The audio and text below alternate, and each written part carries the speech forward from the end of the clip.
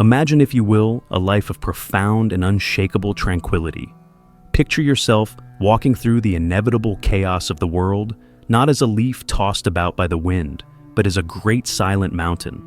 The storms of life will still come, the winds of criticism will howl, the rains of disappointment will fall, and the thunder of other people's anger will surely echo around you.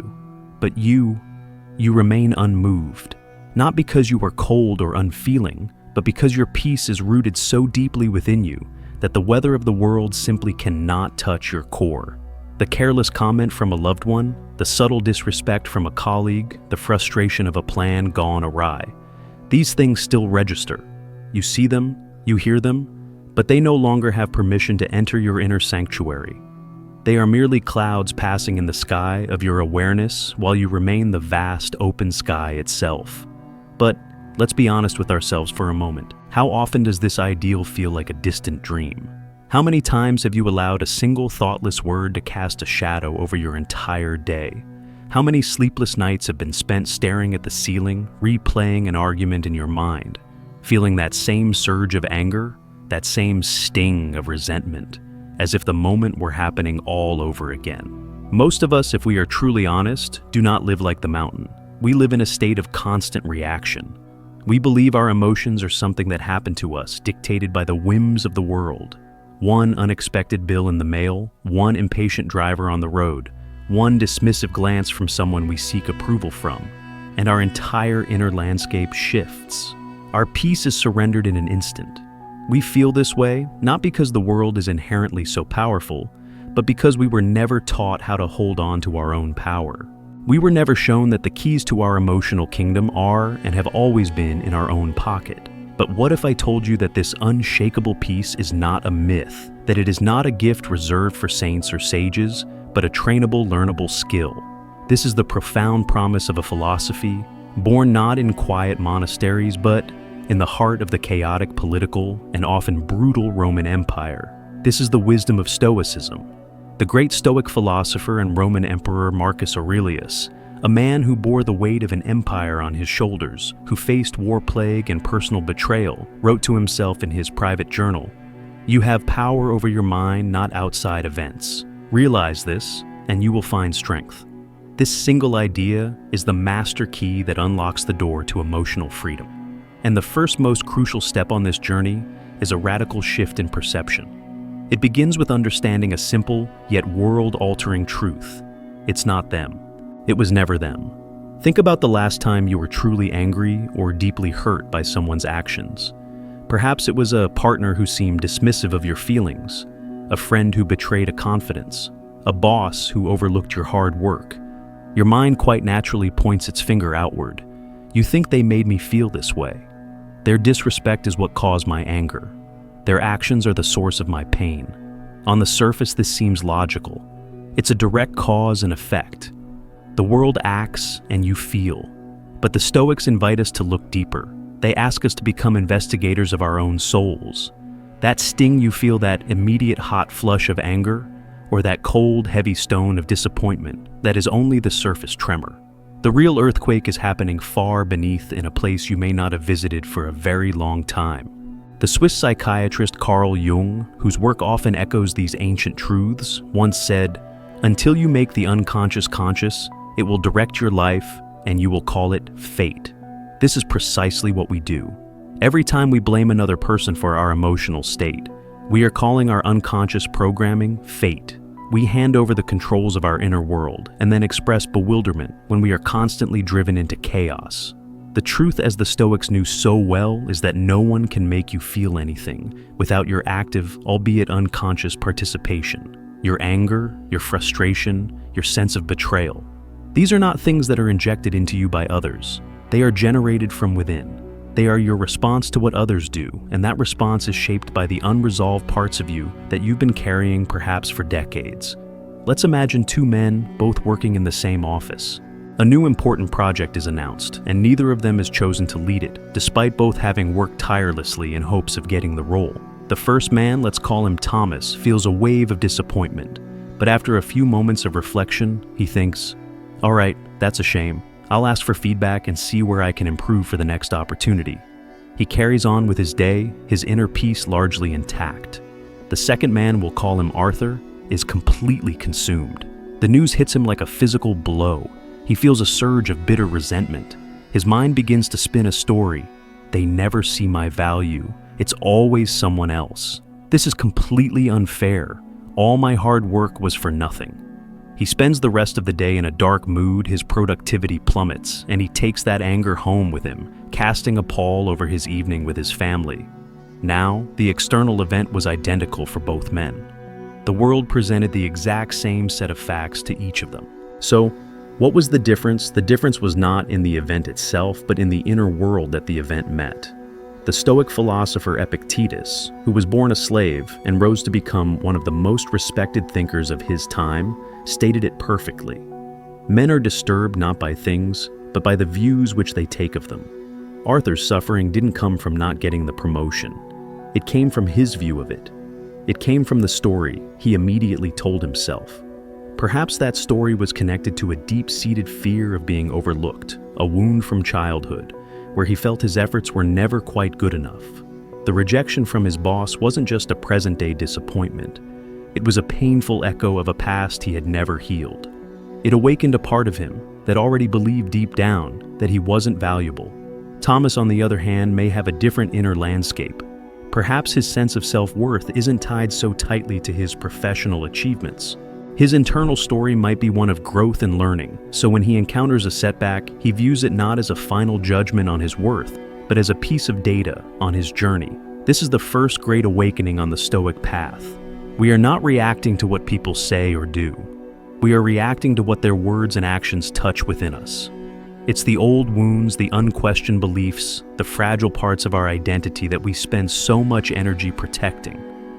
When someone's criticism makes you explode with defensiveness, the explosion isn't caused by their words. It's caused by the threat those words pose to the identity you've carefully constructed, the identity of being competent, smart, or a good person. The anger is the desperate defense of a fortress you fear is about to be breached. The real battlefield, then, is not the external conversation. It's not your coworker, your partner, or the stranger online. The battlefield is, and always has been, inside you. The ancient Greek directive, "Know thyself," inscribed at the Temple of Apollo at Delphi, is the true beginning of all wisdom. And knowing yourself isn't just about knowing your favorite color or your career goals. It's about having the courage to explore the parts of you that still hurt, the parts that still seek external approval, the parts that still believe your peace is a fragile thing that must be granted to you by a kind and predictable world. The moment you can pause even for a second in the heat of a reaction and shift the question from, "Why are they treating me this way?" to, "Why does this bother me so profoundly?" That is the moment you stop being a victim and start becoming a student of your own life. You take the power back. You stop looking at the world to fix itself so you can feel calm, and you start looking at the mirror. This inward turn is not an act of blame or self-criticism. It is an act of profound self-compassion. It is the beginning of freedom, because once you realize that the source of the emotional storm is within you, you also realize that the power to calm it resides there as well. You are no longer at the mercy of the world's unpredictable weather. You are learning for the first time how to become the mountain. And that journey inward, that courageous act of looking at the mirror instead of pointing the finger, is where we will begin our next exploration, discovering the hidden scripts that have been running our lives and learning step by step how to finally rewrite them. In our last conversation, we left ourselves standing before a mirror. We made the courageous decision to turn our gaze away from the chaotic world and its endless provocations, and instead to look inward. We began to entertain a revolutionary idea that our emotional disturbances, our anger, our anxieties, our resentments are not ignited by others, but by the views we take of them. As Epictetus so wisely put it, the world simply holds up a mirror, and it is our own reflection, the state of our inner world, that truly determines what we feel. But this realization, as profound as it is, naturally leads to a deeper, more personal question. If the disturbance is within me, what is it? What is this sensitive, raw, and reactive material inside us that gets so easily triggered by a stray word or a thoughtless action? Why does one person's mirror reflect a calm sea, while in others reflects a raging tempest, even when the external event is the same. To answer this, we must become archaeologists of our own minds. We must be willing to dig beneath the surface of our immediate reactions and unearth the ancient invisible structures that truly govern our lives. These structures are what we can call our invisible contracts. Think of them as a set of rules for life that you never consciously agreed to, yet you follow them with unwavering devotion every single day. They were not written with pen and ink, but were etched into your psyche by your experiences, your upbringing, your culture, and the conclusions you drew about the world when you were too young to know any better. These contracts are the silent, powerful scripts that run in the background of your mind, dictating your emotional reality. An invisible contract might sound something like this: if I am a kind and considerate person, then the world is obligated to be kind and considerate to me in return. Or perhaps, if I work hard and prove my competence, then others must respect me and acknowledge my value. A very common one is, if I love someone and show up for them, they are bound by this contract to never hurt me or let me down. We carry these contracts with us into every interaction, every relationship, every endeavor. We don't announce them. We rarely even admit them to ourselves. But they are there operating as a silent set of demands we place upon the world. And here is the source of so much of our suffering: no one else signed these contracts. The world never agreed to your terms. People are not obligated to follow the rules you've written in the privacy of your own mind. They are living by their own sets of invisible contracts, shaped by their own unique pains and histories. And when their behavior inevitably fails to honor the clauses in your secret agreement, you don't just feel disappointed. You feel betrayed. You feel a sense of profound injustice. The pain isn't just in the moment, it's in the violation of a rule you thought was universal. Let's return to our friend Arthur, the man who was devastated by not getting the promotion. His intense reaction wasn't just about losing an opportunity. It was likely about the violation of an invisible contract that said, if I sacrifice and work harder than everyone else, then my efforts must be rewarded and recognized. When reality failed to comply with this contract, his inner world didn't just bend, it broke. The event became a personal affront, a sign that the fundamental laws of his universe were unjust. This is a subtle but life-altering distinction. We are not truly hurt by what happens. We are hurt by what we thought was supposed to happen instead. The gap between our rigid expectations and the fluid, unpredictable nature of reality is the space where resentment, bitterness, and anger are born. The Stoic philosopher Seneca, a man who experienced immense wealth, political power, and ultimately a forced suicide, understood this dynamic intimately. He observed that our anxieties often stem from imagining the future based on our own desires, rather than on the nature of reality itself. He wrote, "It is not the man who has too little, but the man who craves more that is poor. This craving isn't just for material things. It's a craving for reality to conform to our inner blueprint."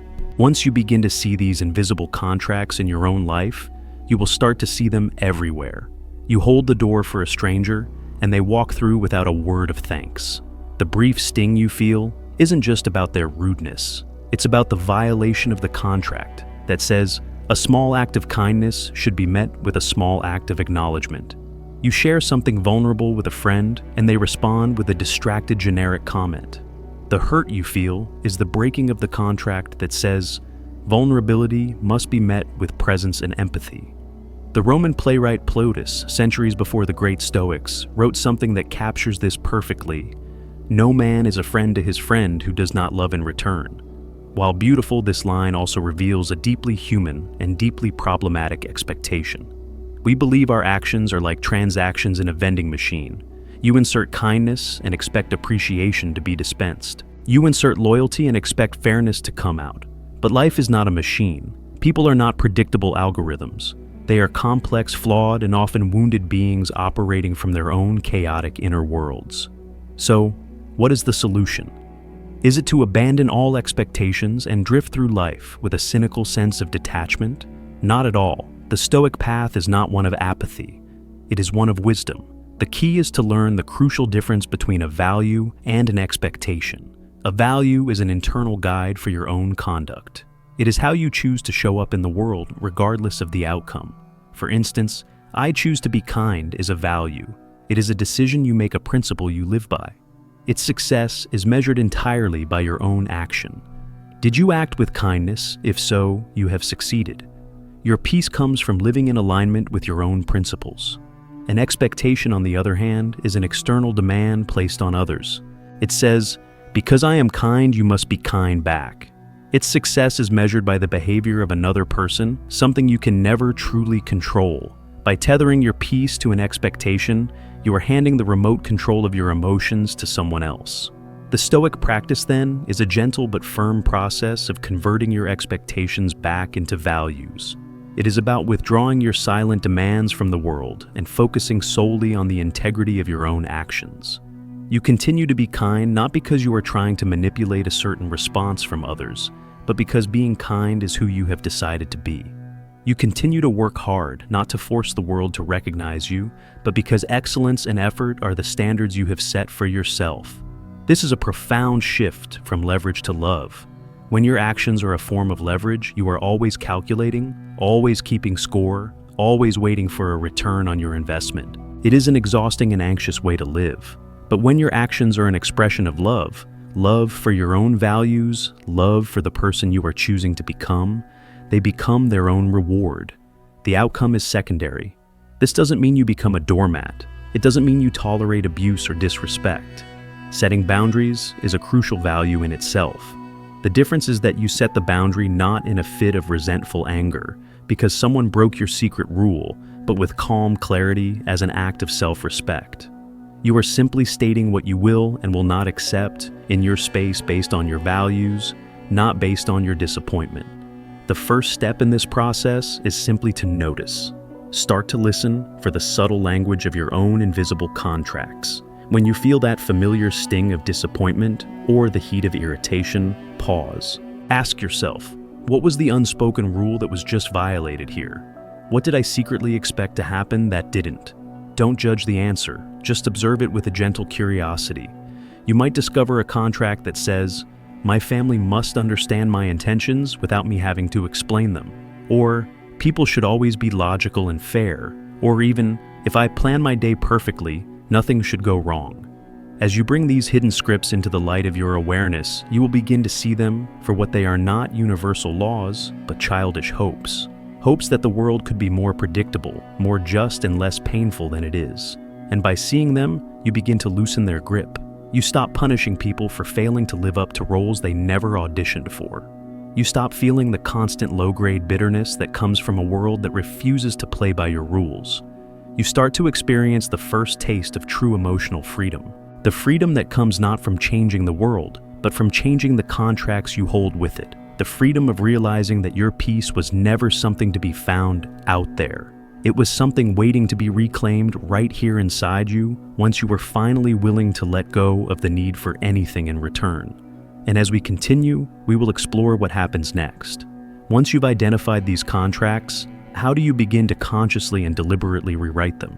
How do you move from simply noticing the script to becoming its author? That is the next step on our path to becoming the mountain. We have journeyed inward away from the noise of the world and have begun the delicate work of an archaeologist.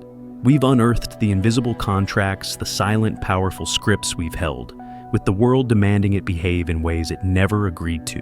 We now see that so much of our suffering comes not from reality itself, but from the painful gap between our rigid expectations and life's unpredictable flow. Seeing these contracts, these hidden rules, is a monumental step. It is the moment a sleepwalker first begins to stir. But awareness by itself is not enough. A person can be fully aware that a script is terrible, but still feel compelled to perform it. You can know intellectually that your expectation for a friend to always understand you is unrealistic, yet still feel that familiar sting of pain when they don't. Knowing the script is one thing, taking the pen and rewriting it is another entirely. This is where we move from being the unconscious actor reciting lines we never wrote to becoming the conscious author of our own inner lives. This transition from actor to author is the very heart of the Stoic practice. It is the difference between a life lived on autopilot and a life lived with purpose. The Stoic philosopher Seneca once wrote, "It is not that we have a short time to live, but that we waste a lot of it. And where is most of this time wasted? It is wasted in the endless repetitive loop of our emotional reactions. It is wasted in performing scenes of anger, resentment, and anxiety that we have played out 1,000 times before, with different people in different settings, but always with the same predictable outcome. To become the author, you must first become a student of the actor. You must watch yourself with a kind of detached curiosity, not with judgment, but with the observational patience of a great director studying their lead. The work begins by noticing in real time when the old script gets activated. Imagine you are in a conversation with your spouse. You are explaining something important to you, and you notice they glance down at their phone. Immediately you feel it, that hot, sharp flash. The old actor, the one who has performed this scene many times, wants to rush onto the stage.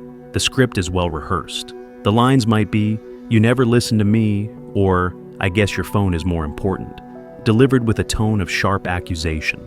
This actor is driven by the violation of an invisible contract that says, "When I am speaking, I must have your undivided attention." But now, because you are practicing, you do something different. You introduce a pause. It may only last a single breath, but in that breath, a universe of freedom opens up. This is what the psychiatrist and Holocaust survivor, Viktor Frankl, whose work echoes the deepest Stoic truths, famously described. Between stimulus and response, there is a space. In that space is our power to choose our response. In our response lies our growth and our freedom. In that sacred pause, you, the emerging author, step back and simply observe the actor. You notice the urge to lash out. You feel the physical sensations, the tightening in your chest, the heat in your face. You hear the dramatic lines the actor wants to speak, but you don't give the actor the stage. You simply watch. You might say to yourself, "Ah, there it is. The 'I am being ignored' script is activating. How interesting." This act of observation, of disidentification, is the most powerful tool you possess. You are not suppressing the emotion. You are not denying it. You are creating a space around it. You are remembering that you are not the anger. You are the awareness that is watching the anger. You are not the insecure actor. You are the calm, centered author who holds the pen. From this place of authorship, you have choices. The actor only has one line, the one he has always used. But the author can write 1,000 different responses. You might choose to say nothing at all, recognizing that the glance at the phone was a fleeting unconscious habit on your spouse's part and not a judgment on your worth. You might choose to gently bring their attention back, saying something like, "This is really important to me, and I'd love to have your full attention for just a moment." Or you might even choose to use it as a moment for compassionate inquiry, asking, "Is everything okay? You seem a bit distracted." Notice how different these choices are from the actor's knee-jerk reaction. The actor's line is born from a wound.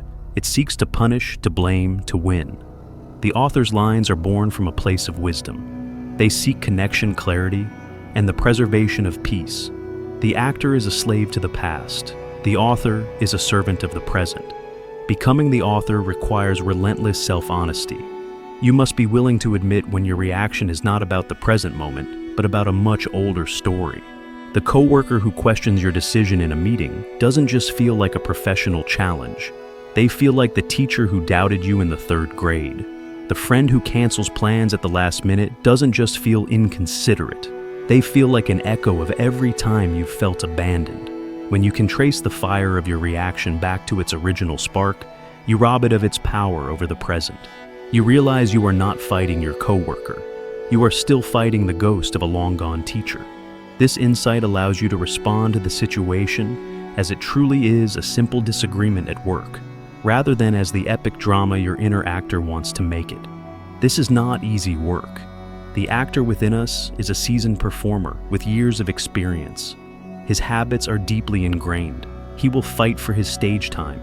He will tell you that pausing is weak, that your anger is righteous, that you must defend yourself. Your ego, which is the actor's biggest fan, will insist that if you don't react, you are letting them win. But the author knows that the only victory that matters is the victory over oneself. The Greek philosopher Plato spoke of this internal battle. The first and greatest victory is to conquer yourself. This conquest is not about crushing your emotions into submission. It is about understanding them so well that they no longer rule you. It's about seeing the actor's performance with such clarity and compassion that he eventually runs out of lines. So, For the coming days, I invite you to practice this one thing: become the watcher. See every interaction not as a test of your worth, but as a scene in a play. When you feel that familiar pull of an old emotional script, whether it's frustration in traffic, irritation with a family member, or anxiety about the future, just pause for one single breath. In that pause, see the actor. Notice the costume he's wearing, righteous anger, wounded victimhood. Hear the lines he wants to speak. Feel the tension in his posture, and just watch him. Don't judge him, don't fight him, simply notice him. And in that noticing, know that you are not him. You are the author. You are the one who holds the pen. And you are free to write a different ending to the scene. An ending that leads not to more conflict, but to more peace. An ending that serves not your ego, but your soul. With each pause, with each conscious choice to write a new line, you are not just changing a moment, you are changing your entire being. You are slowly, deliberately, and powerfully taking authorship of your life. And soon, you will find that the old actor appears less and less often, for he knows the director is finally awake. And from this foundation of authorship, we can begin to explore the very nature of our most volatile emotions, starting with the most seductive and destructive of them all, anger. In our journey together thus far, we have stepped into the role of the author. We have learned to create a sacred pause between the world's stimulus and our response, creating a space where we can observe the old reactive actor within us without letting him take the stage.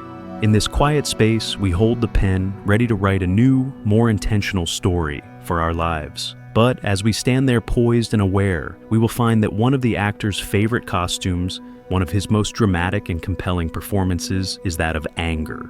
There is no emotion so seductive, so seemingly justified as anger. It arrives like a bolt of lightning, flooding our system with a feeling of raw power and righteous clarity. It tells us with absolute conviction that we are in the right and that a great injustice has been done.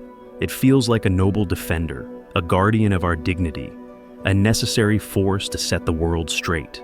When someone cuts us off in traffic, when a colleague takes credit for our work, when we feel betrayed by a loved one, anger feels not like a choice, but like an obligation. To not be angry, the actor's screams would be a sign of weakness. But the great Stoic masters, men who were no strangers to injustice, betrayal, and the brutalities of life, saw anger in a completely different light. They did not see it as strength. They saw it as a profound weakness. Seneca, who witnessed the volatile tempers of the emperors like Caligula and Nero firsthand, called anger a temporary madness. He wrote with chilling accuracy, "Anger, if not restrained, is frequently more hurtful to us than the injury that provokes it." This is a truth we have all experienced. The original injury, the thoughtless comment, the broken promise may sting for a moment. But the anger we nurture in response can poison our minds for hours, days, or even years.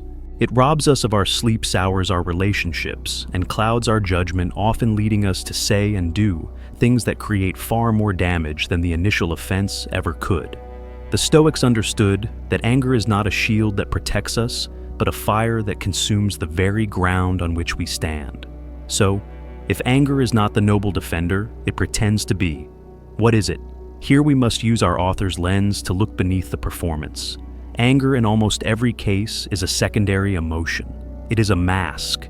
It is a loud, ferocious guard dog barking furiously at the gate, not because it is powerful, but because it is protecting something far more vulnerable, tender, and frightened inside. The true work of the author is not to shout back at the dog, but to ask with gentle curiosity, what are you protecting? When you have the courage to ask this question in the heat of the moment, you will discover that behind the fiery mask of anger, there is almost always a different, softer face. Sometimes that face is hurt. Imagine a dear friend makes a joke at your expense in front of a group of people. It's a small jab, perhaps, not even intended to be malicious. But you feel a hot surge of anger. The actor wants to lash out to make a sharper joke, in return to publicly reclaim your status. But in your sacred pause, you, the author, ask the question, what is this anger protecting? As you look beneath the fire, you find a deep, tender feeling of hurt. The real pain isn't the joke itself. It's the feeling of being momentarily devalued or embarrassed by someone you trusted to be a safe harbor. The anger was just a clumsy, aggressive attempt to push that feeling of hurt away. By understanding this, You can choose to respond from a place of wisdom. Instead of retaliating, you might choose to speak with that friend later in private, saying, "I know you didn't mean it, but that joke earlier genuinely hurt my feelings." You are no longer acting from the wound. You are speaking from a place of clear, vulnerable truth. At other times, the face behind the mask of anger is fear. Think of a parent whose young child momentarily darts into a busy street. The parent grabs the child, pulls them back to safety, and then often yells at them. To an outsider, this looks like pure anger. But is it no? The root of that emotional explosion is a primal, overwhelming fear for their child's life. The anger is a misguided expression of that terror, a desperate, panicked attempt to control the situation and prevent that terrifying feeling from ever happening again. The anger is a symptom of love, twisted by fear, and very often the face behind anger is a profound sense of injustice or helplessness. When we witness something in the world that is deeply unfair, a social injustice, a cruel act, a systemic failure, we feel a surge of righteous anger. This anger can be a powerful motivator for change, but even here it is often a mask for the unbearable feeling of helplessness. Anger feels active, potent, and alive. Helplessness feels passive, weak, and despairing. Our ego, the great protector of our self-image, would much rather feel powerful anger than debilitating helplessness. The anger then becomes a fortress we build to hide from the terrifying reality that some things are simply beyond our control. This is the work to become so attuned to your inner world that when the guard dog of anger begins to bark, you don't immediately join in. You pause, you breathe, and you look for the master of the house, the hurt, the fear, the helplessness that the dog is so desperately trying to protect. This is not a call for passivity. The Stoics were not passive men. They were generals, senators, and leaders who took decisive action. But they understood that action born from the clear light of reason is powerful and effective, while action born from the blinding fire of anger is almost always destructive. Marcus Aurelius, in the midst of his campaigns, constantly reminded himself to act with what he called a clause of reservation, and with a calm mind. He knew that a general who makes decisions in a fit of rage will lose the battle before it even begins.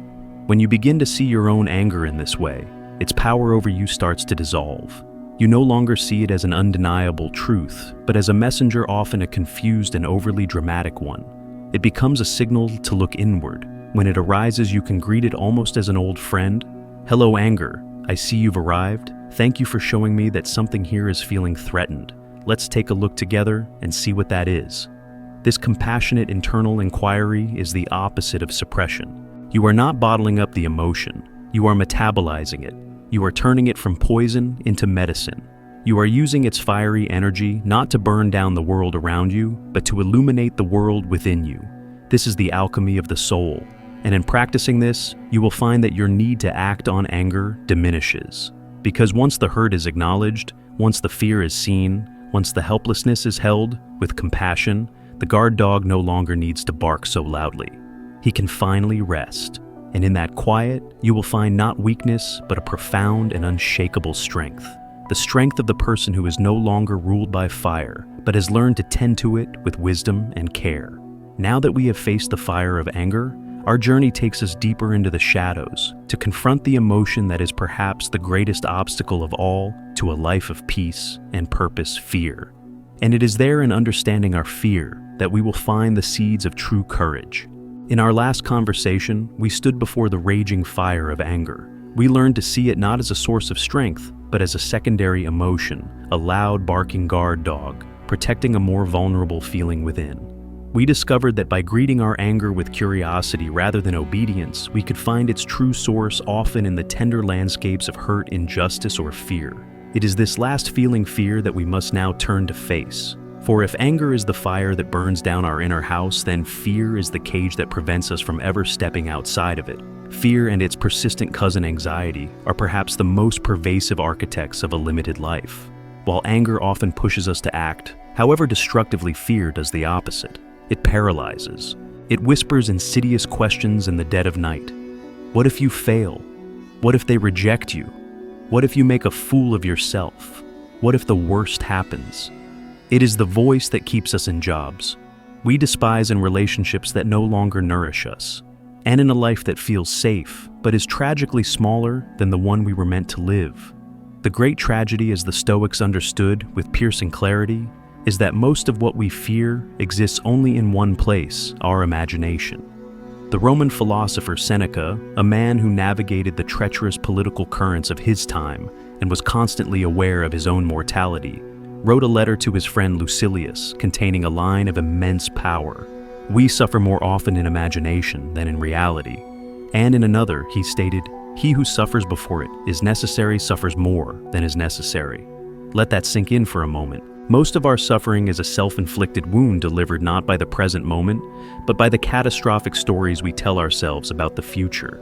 Our mind, in its brilliant but often misguided attempt to protect us, becomes a tireless simulator of disaster. It runs through every possible negative outcome, every potential humiliation, every imagined loss, and forces us to feel the emotional sting of these events before they have even happened, and indeed, most of them never will. We are living in the terrifying shadow of a monster that is for the most part a phantom of our own creation. To break free from this cage of fear, we must first understand its anatomy. Like anger, fear is often a mask. What we think we are afraid of is rarely the real issue. Let us imagine a woman in her early 60s, Eleanor. She has spent her life as a dedicated accountant, and now in retirement, she has a quiet dream of opening a small bookstore in her town. She has the resources, she has the time, and she has a deep love for books. Yet she is paralyzed by fear. She cannot bring herself to take the first step. If you ask Eleanor what she is afraid of, she might say, "I'm afraid the business will fail." But if we as authors of our own minds look deeper, we find that isn't the true fear. She isn't afraid of the practicalities of closing a shop. What she truly fears is the shame she imagines she would feel. She is afraid of her neighbors whispering, "Did you hear about Eleanor's failed bookstore?" She is afraid of confirming a deep hidden belief that she isn't truly capable. Her fear is not of a financial loss, but of an emotional one. Her paralysis is caused by an invisible contract that says, "If I try something new and put myself out there, I must succeed in order to be seen as worthy and respectable." She is suffering from the imagined judgment of a future that does not exist. The Stoics knew that fighting these phantoms with simple reassurance, telling yourself, "Don't worry," or "Be positive," is like trying to fight a fog with a sword. It's ineffective. Instead, they developed a powerful and counterintuitive practice, a tool of immense strength. It is called premeditatio malorum, which translates to the premeditation of evils, or more gently, the premeditation of adversity.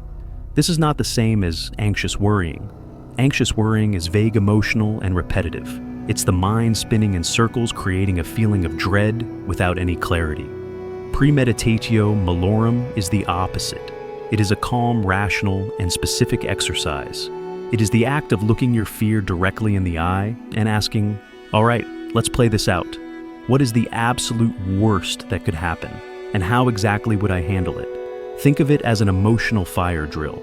A school doesn't run a fire drill to create panic. It runs the drill so that if a real fire ever breaks out, the students and teachers don't freeze in terror. They act from a place of training and preparation. This practice is a fire drill for your soul. Let's guide Eleanor through this exercise. She sits down quietly and asks the question, what is the worst-case scenario? The bookstore fails after a year. She loses a portion of her retirement savings. Some people in town might make a few thoughtless comments. She will feel a period of disappointment and embarrassment. That's it. That is the phantom brought into the light. Now, for the second crucial step, she rehearses her response. How would she handle this? She would have to sell the remaining books. She would have to adjust her budget. This is a practical problem, not an existential crisis. How would she handle the emotional fallout? She would lean on her close friends and family who love her for who she is not, for her business success. She would remind herself that she had the courage to try something new, a courage that many of her critics would never have. She would learn invaluable lessons about business, about her community, and about herself. She would survive. In fact, she would emerge from the experience wiser and more resilient. By calmly walking through the worst-case scenario, she strips it of its power. The vague, terrifying monster of failure becomes a series of manageable challenges. The fear doesn't necessarily disappear, but it is transformed from a paralyzing force into a calculated risk. She is no longer a prisoner in the cage of her anxiety. This is a practice you can apply to any fear. Afraid of a difficult conversation. Premeditated. Imagine the other person reacting poorly. Then visualize yourself remaining calm, staying true to your values and speaking your piece regardless of their response. Afraid of a health diagnosis. Contemplate what that would mean, how you would find strength, who you would lean on. By facing the possibility in your mind, you build the inner fortitude to face it in reality should it ever come to pass. When you practice this, you begin to see fear in a new light. It ceases to be just a cage that holds you back. It also becomes a compass.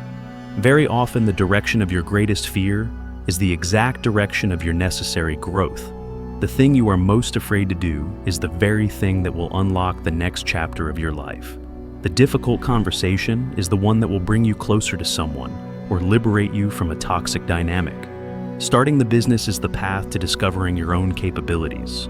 Your fear is a signal pointing a trembling finger toward the arena where your courage is waiting to be born. The Roman Emperor Marcus Aurelius, writing in his tent on the cold frontiers of the empire, wasn't thinking about how to be comfortable. He was thinking about how to be effective, how to be virtuous, how to do his duty in the face of immense pressure and fear. He knew that courage is not the absence of fear, but the judgment that something else is more important than fear.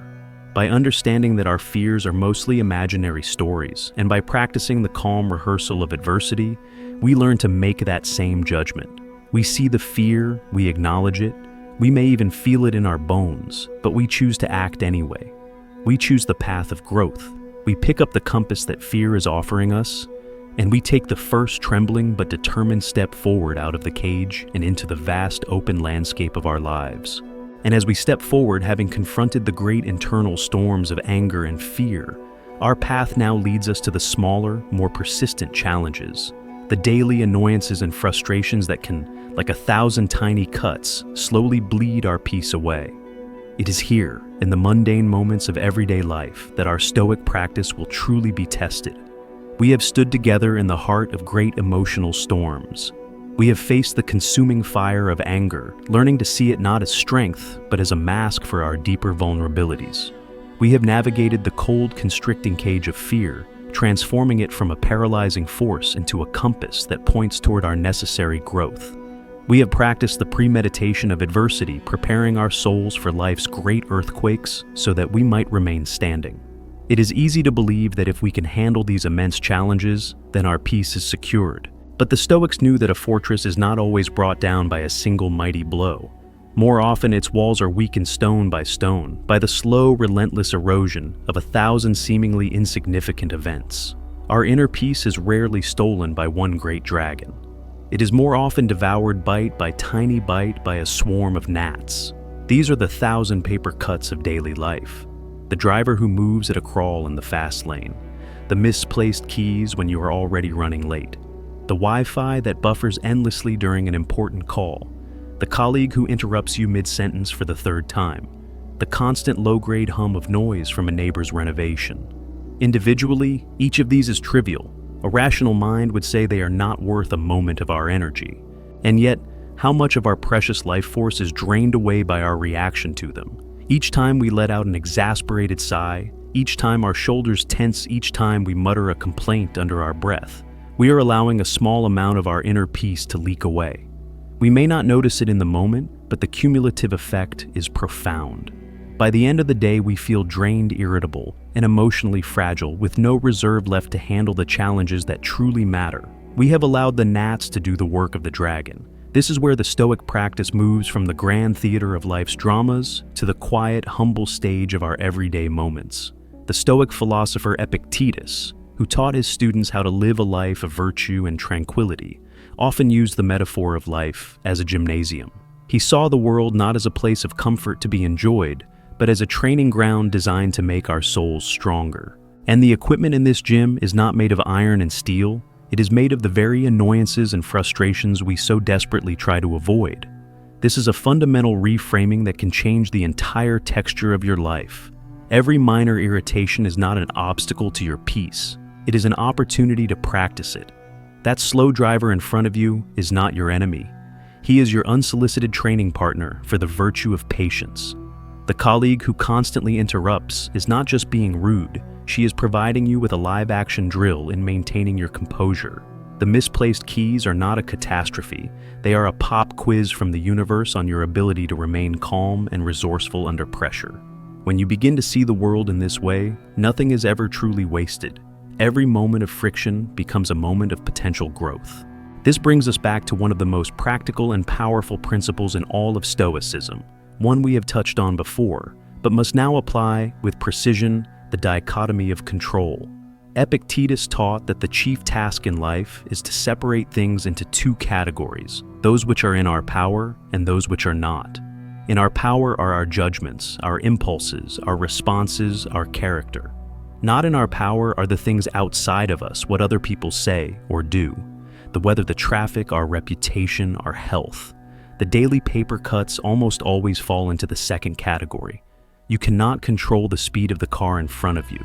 You cannot control the stability of your internet connection. You cannot control your neighbor's decision to hang a picture at 7 in the morning. To expend your energy trying to mentally resist these things is, as the Stoics would say, the very definition of insanity. It is like shouting at the rain to stop. The rain does not care, and you are left soaked and hoarse. The training then in these 1,000 tiny moments is to relentlessly, gently, and repeatedly bring your focus back to the only thing you do: control your own response.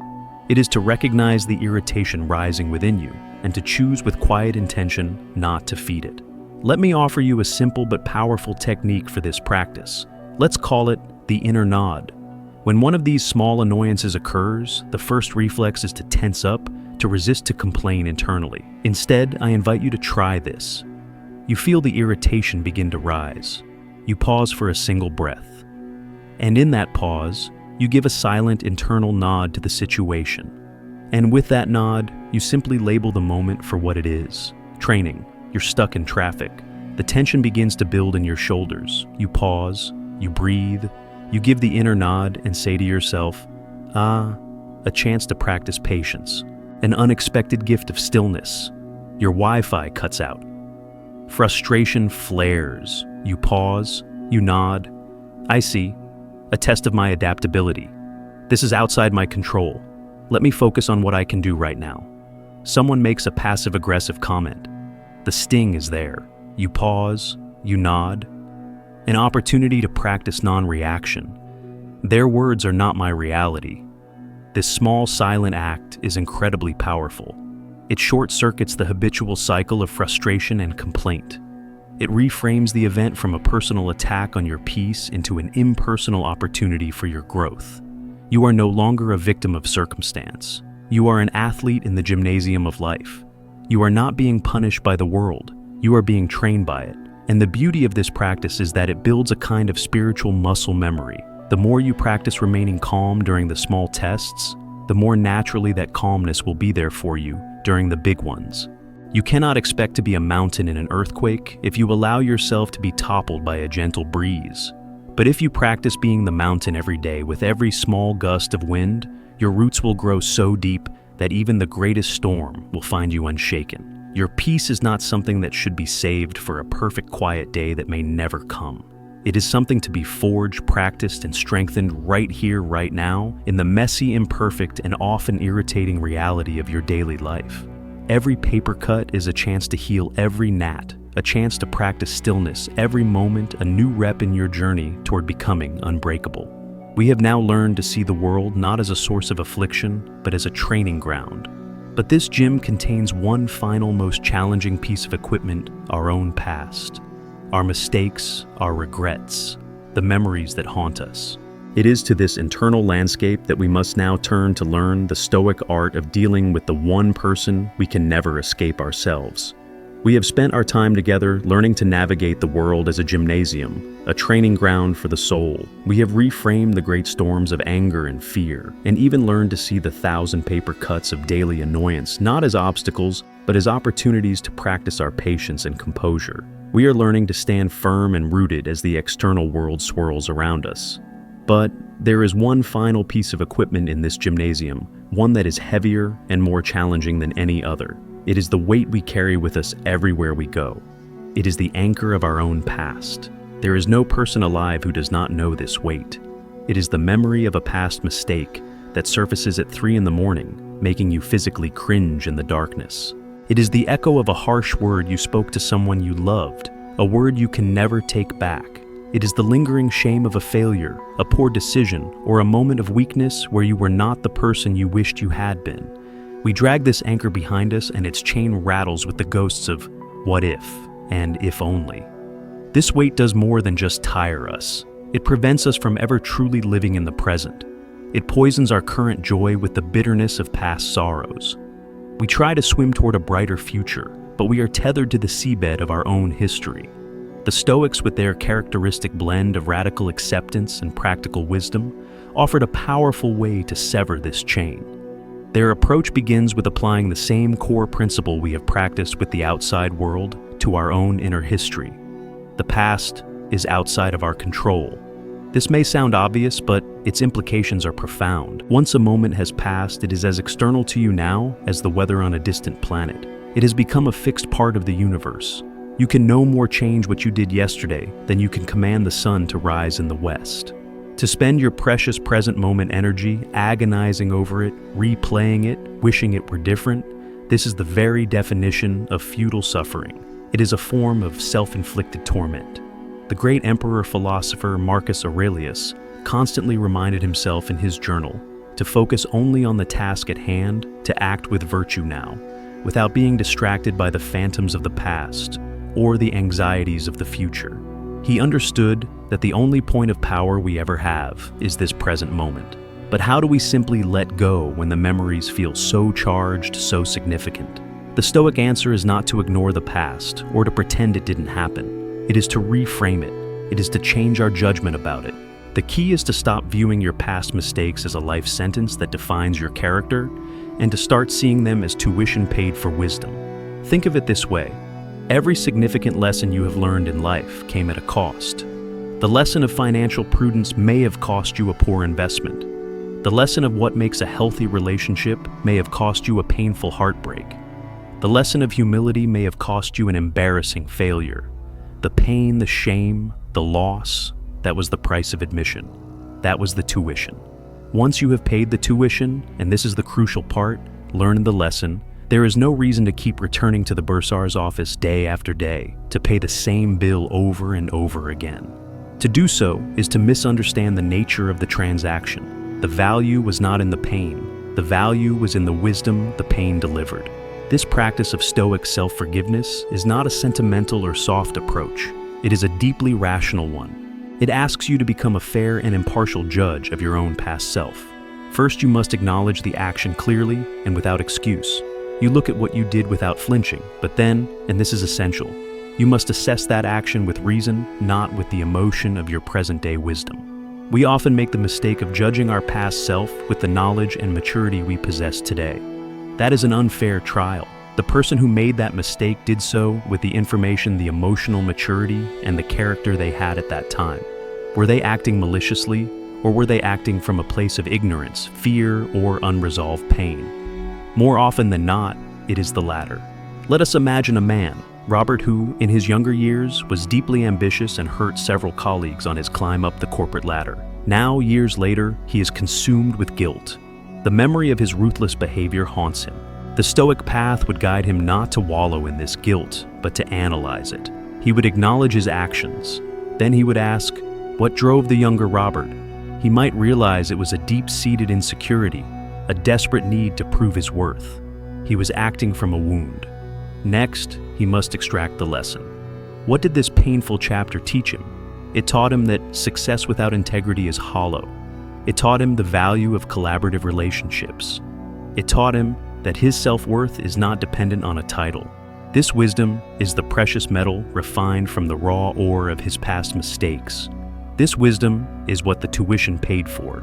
Finally, and most importantly, he must return all of his energy to the present. The most powerful apology for past failings is to live a virtuous and considerate life today. Your character is not defined by who you were 10 years ago. It is defined by the choices you make in this very moment, by being a better colleague, a better mentor, and a better person. Now Robert honors the lessons of his past without being imprisoned by it. He has integrated the wisdom and can now let go of the anchor of shame.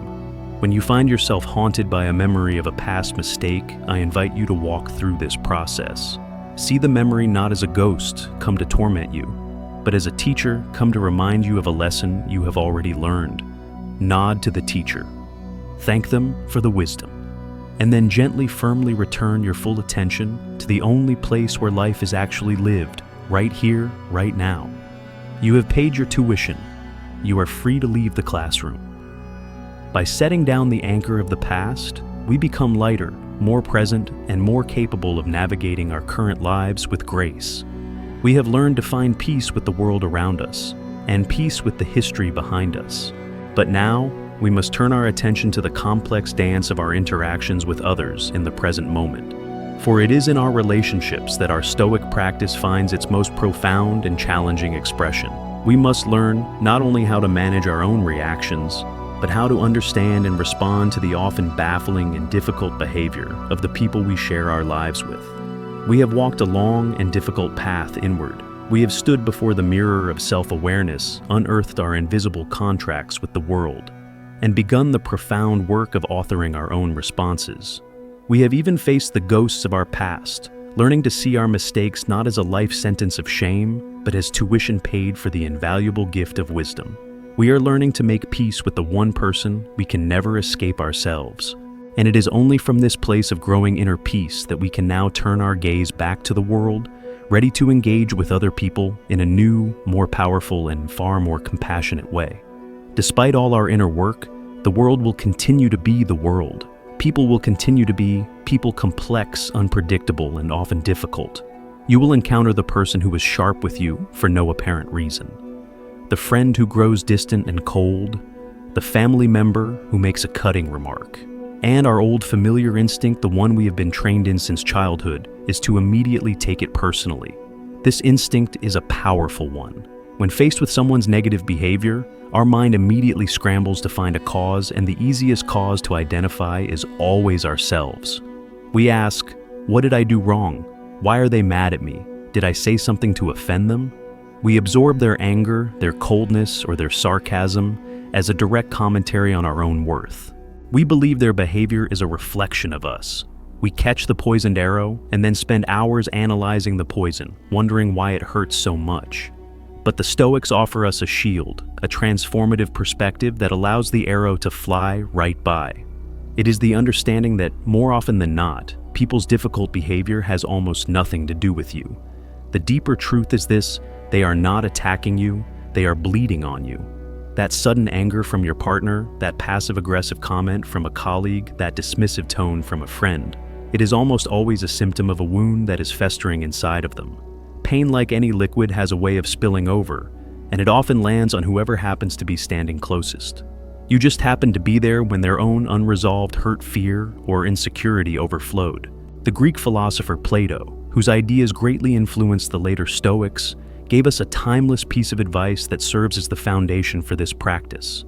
Be kind, for everyone you meet is fighting a hard battle. Think about that. Everyone. The impatient cashier, the critical boss, the silent and withdrawn teenager. They are all carrying invisible burdens, an old betrayal, a deep-seated fear, a relentless inner critic that never lets them rest. And when the pressure of that inner battle becomes too great, it erupts. When you can begin to see difficult behavior, not as a personal attack, but as an expression of another person's inner struggle, everything changes. You are no longer the target of their weapon. You are a witness to their wound. This perspective does not require you to be a psychologist or to precisely diagnose their issues. It simply requires you to hold on to the compassionate assumption that their actions are born from their own pain, not from your inadequacy. Let's be very clear about a crucial distinction here. Understanding the source of someone's harmful behavior does not mean condoning it. Compassion is not a permission slip for disrespect. This is not about becoming a doormat or allowing people to walk all over you. In fact, this perspective allows you to set boundaries more effectively than ever before. Imagine a friend who has a habit of making cutting, sarcastic remarks that leave you feeling small. The old reactive way would be to either lash out in anger, "How dare you speak to me like that?" or to retreat into hurt silence, replaying their words for days. The Stoic author, however, does something different. First, you practice compassion. You might think, "My friend often uses sarcasm when they feel insecure. This jab is not really about me. It's a reflection of their own discomfort." By doing this, you refuse to internalize the poison. You protect your own inner peace. Then from that calm, non-personal space, you set a firm and clear boundary. You might say calmly and without anger, "I value our friendship, but when you make jokes like that, it's hurtful. I need you to stop." Notice the difference. You are not attacking their character. You are not reacting from your own wound. You are simply clearly stating your needs and defining the terms of respectful engagement. The boundary is cleaner, stronger, and far more likely to be heard because it is not delivered in the chaotic energy of a counterattack. When you master this, you experience a profound sense of liberation. You stop personalizing the moods and behaviors of everyone around you. Your colleague's bad mood is no longer a mystery you have to solve or a reflection on your performance. It is simply their weather, and you are not obligated to stand in their rain. You stop spending hours trying to figure out why a friend was distant. You can accept that they may be fighting a battle you know nothing about, and you can give them space without making it a story about your own inadequacy. You free up an immense amount of mental and emotional energy that was once wasted on worry, self-doubt, and trying to manage other people's feelings. You stop being an emotional sponge, absorbing the negativity of every room you walk into. You become an anchor grounded in your own peace, able to see the storms in others without being pulled into them. This is not indifference, it is wisdom. It is the quiet strength that comes from realizing that your self-worth is not up for debate in every interaction. It is a stable internal quality, untouched by the fleeting moods of others. You learn to honor your own boundaries while still holding a compassionate space for the struggles of those around you. You can be both strong and soft, both firm and kind. We have now learned to navigate the world with a new lens, seeing others not as adversaries but as fellow souls fighting their own hard battles. But what is the ultimate aim of this practice? Where does this path of inner strength lead? It leads to a state of being so robust, so resilient, that we not only endure what life brings, but we learn to embrace it. This is the final, most advanced stage of Stoic practice, the love of one's fate. We have traveled so far together on this inward path. We have learned to author our own responses, to find the wisdom in our wounds, and to view the difficult behavior of others not as a personal attack, but as a reflection of their own hard-fought battles. We have learned to make peace with our past, to train in the gymnasium of our daily lives, and to stand firm in our own center, even as the world around us spins in its chaotic dance. We are learning not just to endure life, but to navigate it with a growing sense of grace and skill. But the Stoics, in their relentless pursuit of a truly unconquerable soul, invite us to take one final breathtaking step. It is a step so radical, so profound, that it has the power to transmute all of life's pain into purpose. They ask us, what if we could go beyond mere acceptance? What if we could move past simply enduring hardship? What if instead of just tolerating what life brings, we could learn to love it, all of it? This is the pinnacle of the Stoic art of living. The Latin phrase for it is amor fati, a love of one's fate. While the term was famously championed by the 19th century philosopher Friedrich Nietzsche, the concept is purely Stoic at its core. It is the practice of seeing every single event, every twist of fortune, every encounter, the joyful and the painful, the welcome and the unwelcome, as not just acceptable, but as necessary, and therefore as good. This is without question the most challenging practice we have discussed. It is easy to love our successes, our moments of joy, our good health. But can we truly learn to love the diagnosis, to love the betrayal, to love the failure? To the Stoic sage, the answer is a resounding yes, because they see life not as a series of random disconnected events, but as a single magnificent and coherent whole. Imagine life as an immense and beautiful tapestry. As we live it day by day, we are standing on the underside.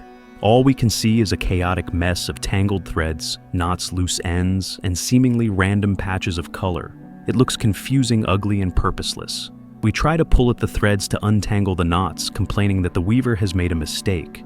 But amor fati is the profound act of faith that on the other side of the canvas, a breathtaking and purposeful design is being woven.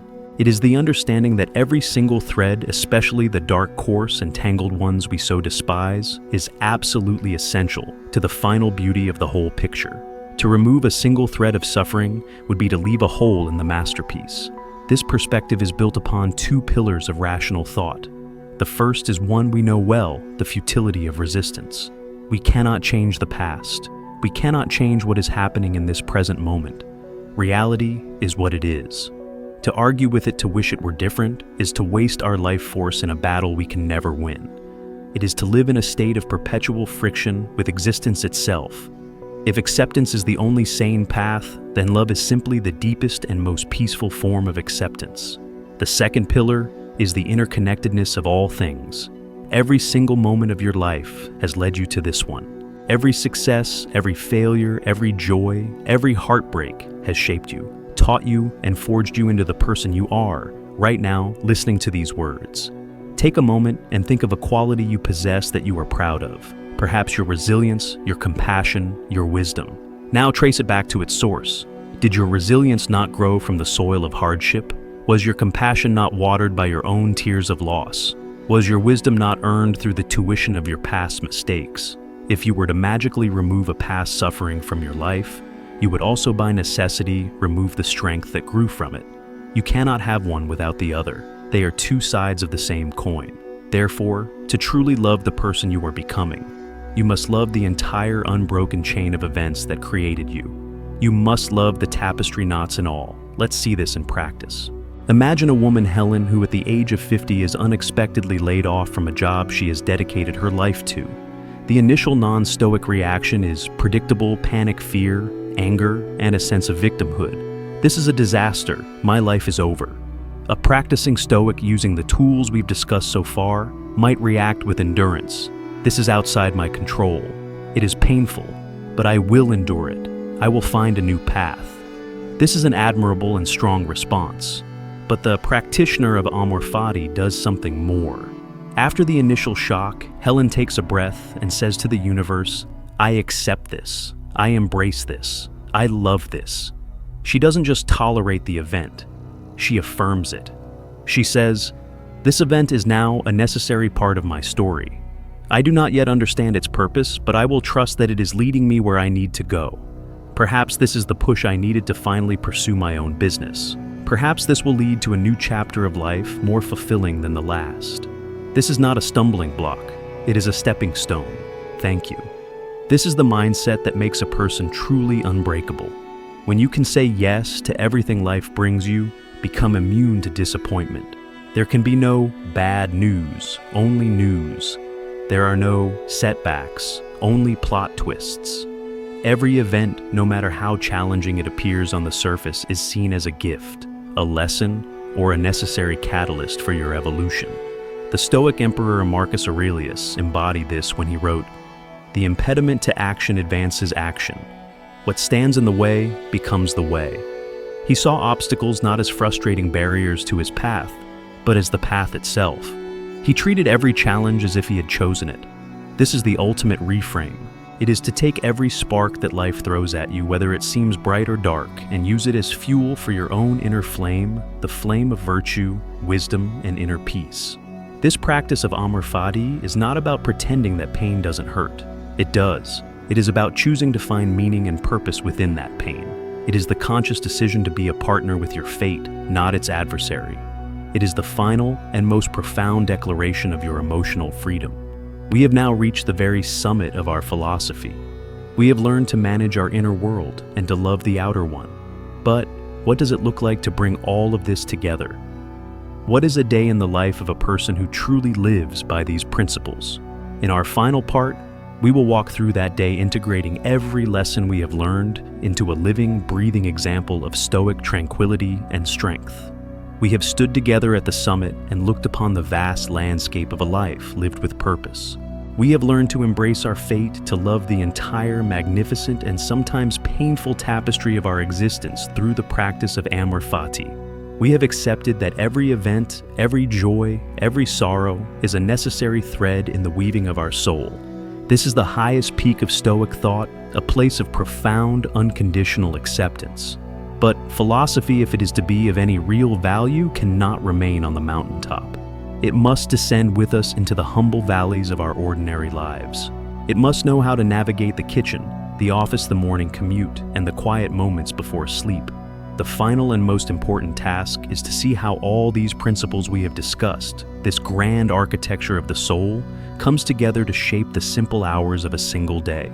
For it is here in the small choices of our daily lives that an unshakable character is truly forged. Let us imagine then a day in the life of our practicing Stoic, a person just like you or me, not a perfect sage, but someone committed to this path.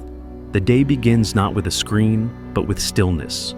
Before the world has a chance to make its demands, our Stoic takes a few moments for themselves.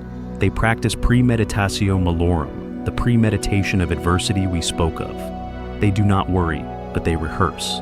They think, today I will likely encounter someone who is rushed and rude.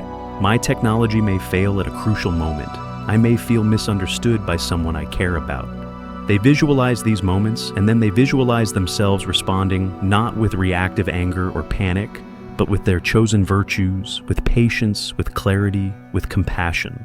They are conducting their emotional fire drill before the day has even begun. They are preparing to be the mountain. Then, our Stoic encounters the world. They get into their car and immediately find themselves in a traffic jam. The old actor, the one who lived by an invisible contract that said, "My commute must be smooth and efficient," wants to storm the stage filled with frustration. But our practitioner, having trained in the gymnasium of life, recognizes this for what it is. They give the inner nod. A training rep for patience, an unexpected moment of stillness. They turn on a thoughtful podcast, or simply enjoy the quiet, refusing to let something so far outside their control disturb their inner peace. Later in a meeting at work, they present an idea they've worked hard on. A colleague dismisses it with a sharp critical comment. The sting is real. The fire of anger wants to flare. But in the sacred pause, they step back. They see their colleague not as an adversary, but as a person who might be feeling threatened or insecure, someone who is perhaps bleeding on them. They choose not to bleed back. Instead of lashing out, they respond with quiet composure, perhaps saying, "I appreciate your perspective. Let's look at the data together." They have chosen to preserve their peace over winning the argument. In the afternoon, our Stoic realizes they have made a mistake, an error in a report that will require extra work to fix. The ghost of shame, the anchor of the past, threatens to pull them down. The old script of self-criticism begins to play. But they remember that this mistake is not a life sentence. It is tuition paid for wisdom. They look at the error not as a reflection of their worth, but as a lesson in the importance of double-checking their work. They take responsibility without shame, correct the mistake, and let the anchor of regret fall away. The day ends as it began, in quiet reflection. Before sleep, our Stoic reviews the day not with harsh judgment, but with the gentle eye of a wise teacher. Where did I live in accordance with my values? Where did I let the old actor take the stage? What did I learn from today's training reps? They feel gratitude for the entire day, for the smooth moments and the frustrating ones, for the connection and the conflict. They practice amor fati, accepting the whole tapestry of the day as necessary and good. They know that every event, no matter how small, served a purpose in the forging of their soul. This is not a fantasy. This is the result of practice. It is the quiet, powerful rhythm of a life lived with intention. The goal was never to change the world. The goal was to change how we move through it. We began this journey together as reactors tossed about by every wave. But by walking this path, we become responders anchored in a stillness that the world cannot shake. Remember that this is a lifelong practice, not a destination at which you one day arrive. There will be days when you are not the mountain. There will be days when the old actor shouts his lines, when you forget your practice and get swept away by the storm. That is okay. That is part of being human. The goal is not perfection. The goal is simply to return to the pause, to return to the breath, to return to the practice again and again with compassion for your own fallibility. The deep abiding peace you seek is not something you need to acquire. It is not out there in a different job, a different relationship, or a different set of circumstances. It has been inside you all along, waiting beneath the noise of your reactions, waiting beneath the weight of your expectations. It is your natural state. This journey is not about becoming someone new. It is about removing all the layers that are not you so that you can finally become who you were always meant to be. The great Stoic Epictetus gave us our final, most important instruction. He said, "First say to yourself what you would be, and then do what you have to do. You have now said what you would be: calm, resilient, wise, and free. Now, all that is left is to do what you have to do. To practice. One breath, one moment, one choice at a time. The path is clear. Walk on."